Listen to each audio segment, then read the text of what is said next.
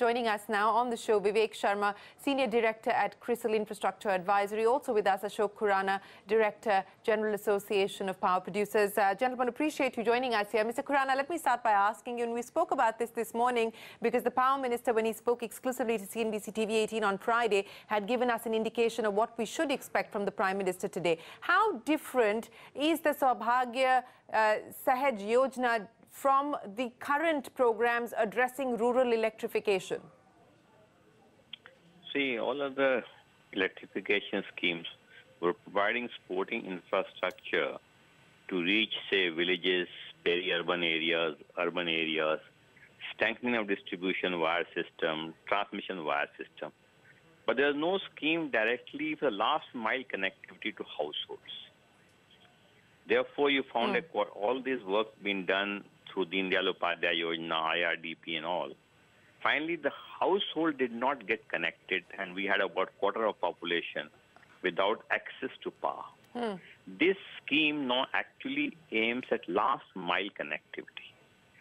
Their census has shown their counting that about 4 crore of households which are not connected. So now this scheme is focused on those households which are without access to electricity. See, first is providing access. Yeah. Second is making sure the current flows through that wire area. So there are two steps to it.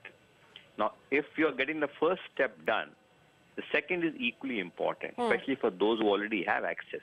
Because we know that in rural areas, widespread shortages, especially during the peak time, when you need power the most.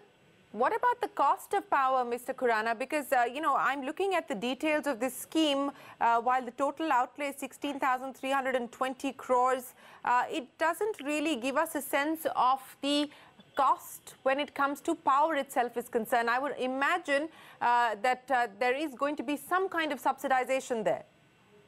See, my power anyway today also is subsidized. If you see agriculture tariff and the rural household tariffs, and the urban household tariffs are lower threshold. My idea is, but the subsidy is not being directed properly. Therefore, what he's announced is free power for people below poverty line. A.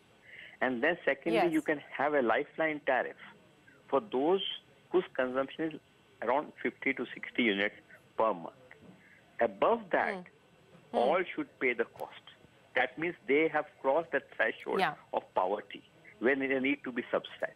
Today, everyone is being subsidized. Even the household in Delhi is being subsidized, except for the people who are using high consumption power. So my idea is all those who can afford, we should pay, and if they all pay and we remove the inefficiency of the system. Problem is that you have 44%.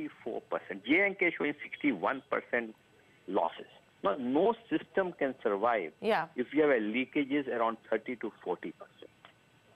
So what we need to do is make sure these discoms, who are the intermediary of power between the generators and the consumers, are financially and operationally viable entities.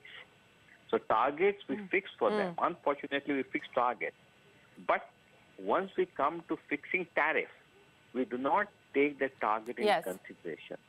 So inefficiency gets paid by consumer, whereas the inefficiency should get paid by the owners, the state government. If state government cannot hold these discoms accountable, then they must provide money from budget, but don't charge to customers. Yes. So if you we take away inefficiency, we can do it. Yes.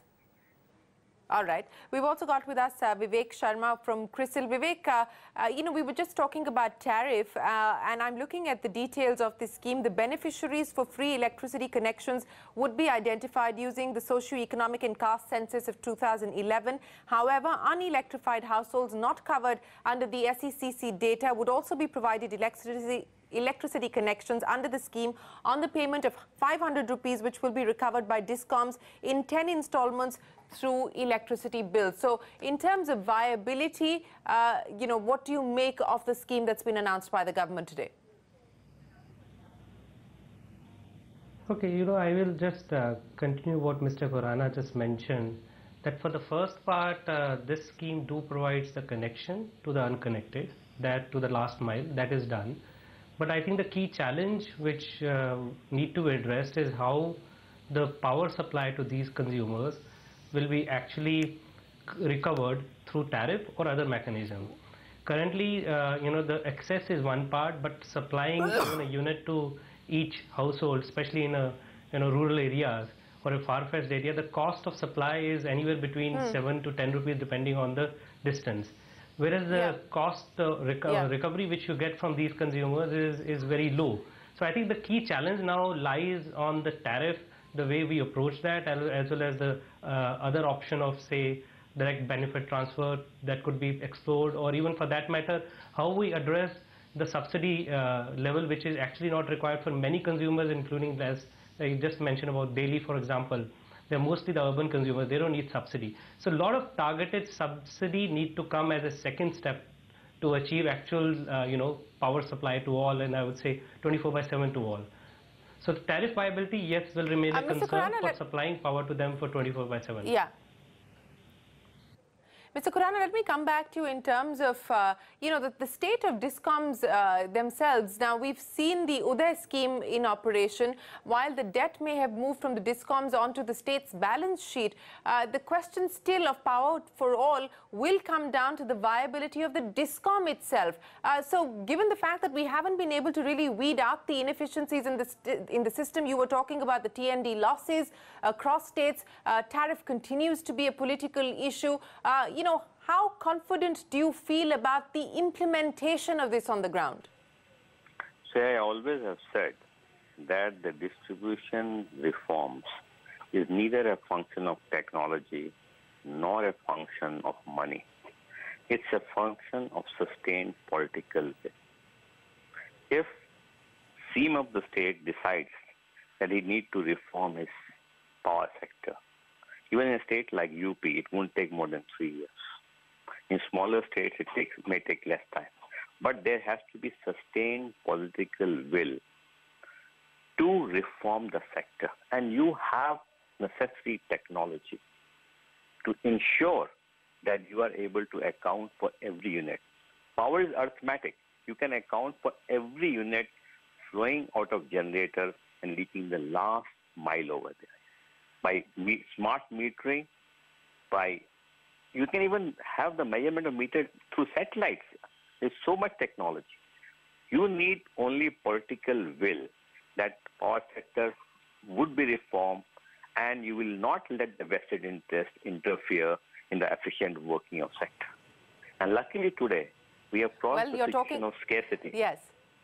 We have plenty of power. Yeah. I was counting. Well, we do have more power that's being generated, in fact, more than demand. That's right.